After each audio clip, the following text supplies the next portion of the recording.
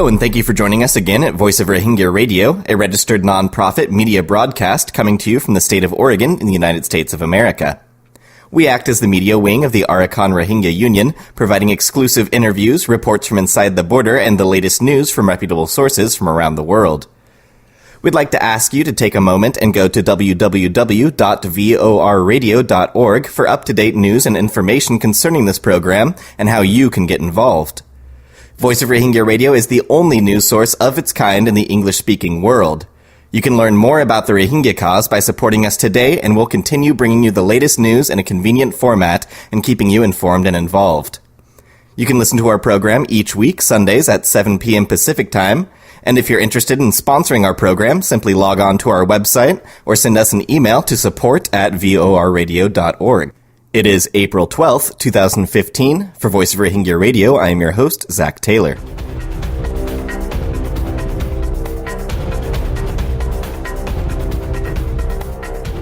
In our top story tonight, some fears of the controversial new rule demanding temporary identification documents to be turned over seem to be coming to pass, as Caladan Press Network reported Friday. The village administration officers near the Maungda municipal areas are demanding money from the villagers for receipts they are entitled to after returning their white ID cards to authorities. The authorities have announced that no money is to be collected during the process, but complaints around Maungda are still mounting. Authorities have coerced village elders, religious leaders, and administration officers into convincing villagers to hand over their only piece of identification on time and to apply for citizenship under the race category Bengali instead of Rohingya. But the Rohingya community from northern Arakan in particular are not willing to apply for citizenship using Bengali on the forms and are refusing to hand in what they feel may be their last option for true Myanmar citizenship, according to Mohammed Rafiq, a student from Maungda. Some from northern Arakan did not return their white cards to authorities because, as Rafiq stated, the receipts do not mention the race of the individual, which made some Rohingya less leery of the process. Authorities did form a white card receiving committee with village administration officers as chairman, an immigration officer as secretary, the village administration office secretary as a member, and 3 village elders also as members. The villagers who met with the official group had no issues receiving their receipts, but many of those who handed their IDs over at the local level faced delays and extortion to receive the receipts, Rafiq concluded. In other news, leaflets with anti-Muslim rhetoric have been distributed in some of the universities in Yangon. Including in the historic Yangon University, those leaflets reached the hands of many students. It is still not clear whether those who distributed the leaflets are students or an outside group. Students from one university caught a distributor and transferred him to a special police force through school officials, but no action from authorities was taken. Anti-Muslim booklets, pamphlets, leaflets, and other documents have been distributed during the 1990s, especially inside government institutions. From that time, it was gradually extended among the communities throughout the country. After the democratic reform in 2011, anti-Muslim sentiment has been rising, and documents that stoke religious hatred, fan intolerance, promote violence, and conflicts have been distributed from so-called Buddhist and ultranationalist organizations. Because of that propagation, violence targeting the country's Muslim minority occurred across the country in recent years. In those propagated documents, Muslims in Myanmar have been described as an enemy of the state, and some documents recall World War II-era Nazi propaganda. Though the groups behind this kind of hate literature are well known, the Myanmar government hasn't taken strict action and, according to the Caladan Press, is content to simply sit back and let it occur.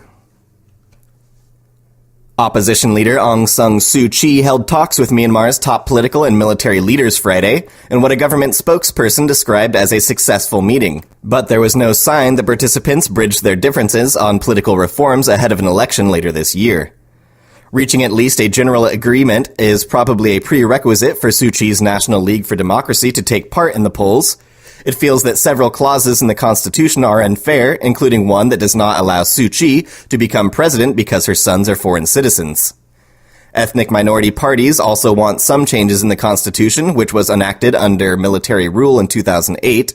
The unprecedented talks at the presidential house in Nay Pyi Taw brought together President Thein Sein, Suu Kyi, top military commander Senior General Min Aung Hlaing, the Speaker and the President of both houses of Parliament, and a representative of ethnic minorities, Ai Maung. What is important is that these talks continue, and this should lead to the kind of agreement that will smooth the way to free, fair, inclusive elections, Suu Kyi told reporters Thursday ahead of the talks. She declined to say if her party would boycott the election if she finds the conditions unacceptable, as she has suggested in the past.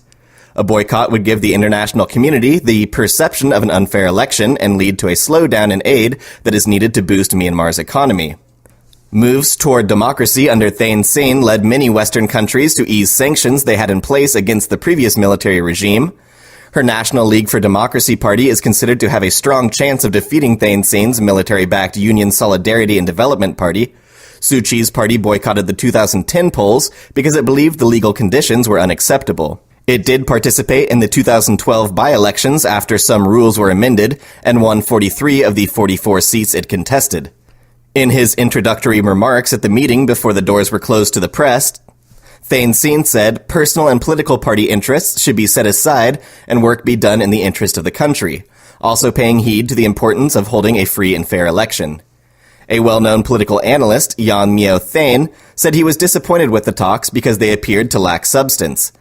The results of the talks are not very encouraging, he said, complaining that the talks lacked transparency. We hope to hear more positive news. Suu Kyi said Thursday the upcoming elections were more important than the 2010 polls because the second election will decide whether the reform process really is a genuine one and whether it is going in a way which we all hope it should go. You are listening to Voice of Rohingya Radio.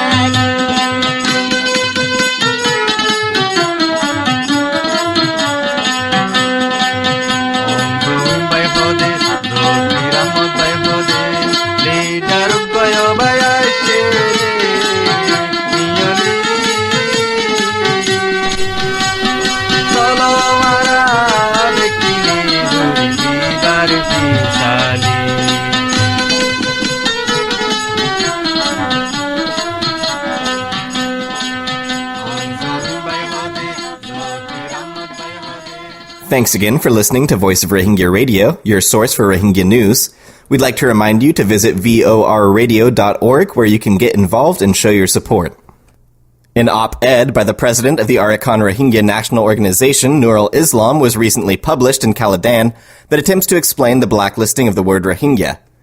Nurul claims the Rakhine Buddhists' antipathy to this ethnic identity of the Muslim Arakanese is for no other reason except that they don't want to share power with the Rohingya.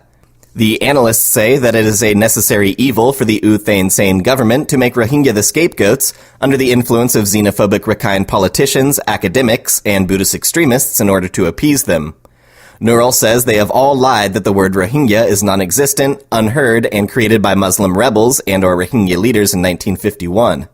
But the historical evidence through observation by Scottish doctor Francis Buchanan in 1799 rebuts this politically motivated claim. He wrote, Muhammadans who have long settled in Arakan and who call themselves Rohingya or natives of Arakan.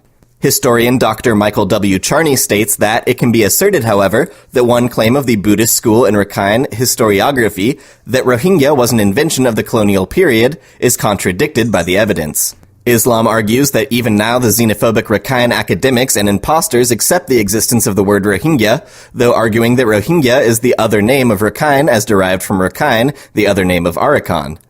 There are several historical and official records and statements on Rohingya. On top of that, there is still an old Muslim village in the heart of Sitwe by the name of Rohingya Para. So the word Rohingya, as an ethnic name for the Muslim Arakanese, is substantiated and is well documented, having developed naturally through historical processes. Nurul added that the Rohingya have genealogical links with the ancient people of Chandra dynasty. They are among the first occupiers of the country, as Arakan was then an Indian land, its inhabitants being Indians similar to those resident in Bengal. It suggests that they were like present-day Rohingya, not Rakhine. As substantiated by the 8th century Ananda stone pillar inscription, the Rohingya still speak a language analogous to that of ancient Chandra dynasty. But the Rakhine language of today is an archaic form of Burmese and has no such connection. Nurul argues that these bear witness that Rohingya are an inseparable part of the land and history of Arakan. When Section 2 of the Constitution of the Union of Burma was being framed, in regard to the indigenous status of Rohingya, the first president of Burma, Saw Shui Thake, emphatically said, "Muslims of Arakan certainly belong to one of the indigenous races of Burma. In fact, there are no pure indigenous races in Burma. If they do not belong to indigenous races of Burma, we also cannot be taken as indigenous races of Burma." Recognizing the Rohingya as an indigenous ethnic group, the former parliamentary government of Prime Minister U Nu officially announced on the 25th of September 1954, in a clear and ambiguous term, "The people living in northern Arakan are our national brethren. They are called Rohingya. They are on the same par in the status of nationality with Kachin, Kaya, Karen, Mon, Rakhine, and Shan. They are one of the ethnic races of Burma." The Muslim Arakanese have every right to claim the Rohingya ethnic identity because they know and recognize each other by this name which they cherish, and others communicate with them as such. As an indigenous people, they also have the right to change their group name by collective decision. If Buddhist Arakanese, who were historically known as Mog, could be Rakhine, and again if these Rakhine or same people could obtain recognition as Mrama, an indigenous race in the Chittagong Hill Tracts, why couldn't the Muslims of Arakan, who had developed from peoples of different ethnic backgrounds over the centuries, be Rohingya?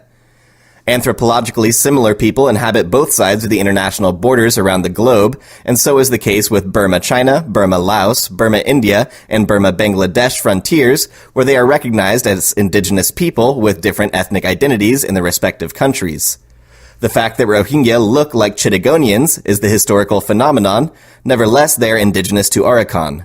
Nurul Islam finally pleaded that without delay or hesitation, the Burmese administration, hostile Rakhines, and extremists should stop all hostilities, violence, and crimes against humanity against Rohingya and start to focus on making Arakan a place of perpetual peace and prosperity in the interest of all the people of the Union of Burma by granting Rohingya their due share. In other news, Mandalay, Bago, Shwebo, and Taungoo staged protests a month after the government's brutal crackdown on students in Letpedan Township, praying for the release of those being detained. Tin Myo Hein, a student from Bago University who was released from Thawawadi prison, said, "We were only demanding education. We didn't try to seize power from the government, but the government regarded us as enemies. I was released from the prison after being detained at Letpedan. The students won at Letpedan because we removed the mask of a government which was pretending to be democratic. Now people will observe the education bill and make sure it is better. The students will continue our boycott until we achieve our desire." Other Bago University students, the All Burma Federation of Student Unions members from Taungoo Township, monks, and some parents of detained students participated in the Bago protest. They wore black armbands as a symbol of sympathy, carried fighting peacock flags, and released balloons. "Innocent students are being arrested. We denounce the government's violent crackdown on students and call for the release of the detained students," said Myo Koko Tun, chairman of Bago University's student union. They chanted slogans and held photos of detained students and supporters. They shouted slogans like, "Terrorists who attack students are a public enemy," "No need for violence," and "Follow the four-party agreement." At Strand Road, they stood in tribute to General Aung San and other democratic martyrs. The Bago protest was held under the permission of the authorities. In Mandalay, some students who were released from Thawawadi prison also joined a protest. "We pray for the release of our comrades," said a student. They sang, "We will not stop until the apocalypse," a song which was written for the 1988 uprising. Shwebo ABSFU members claimed that the present time was significant for politics and the government's response was worrying. Legal experts said that those handling the Letpedan crackdown broke at least 5 laws. Everyone knows that they are violating human rights, but the government's reaction has been very annoying, said Kya Kya, a political activist. One student said, "As soon as the crackdown finishes, the Bago region government gives us an excuse about the exam season. In spite of their deeds, the protests can be seen everywhere. If the government continues acting like this, they will carry a bad legacy." According to the political activists and students, protests may occur during the Thingyang New Year period. Meanwhile, the Assistant Associate for Political Prisoners and former Political Prisoners Society held a photo campaign in Taungoo. We are going to hold this kind of campaign across Myanmar, calling for the release of detained students and political prisoners, said Myo Min Za of AAPP.